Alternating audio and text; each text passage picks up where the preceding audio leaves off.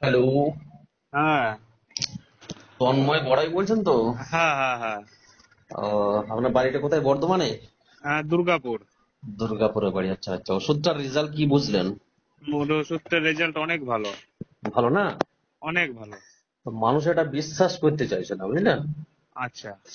যার কারণে আমরা প্রথমে একটা স্যাম্পেল পাঠিয়ে দিচ্ছি, আর সাথে নিয়ম কানুন গুলো সব বলে দিচ্ছি, খেয়ে তারপরে তারা বিশ্বাস করছে। হুম।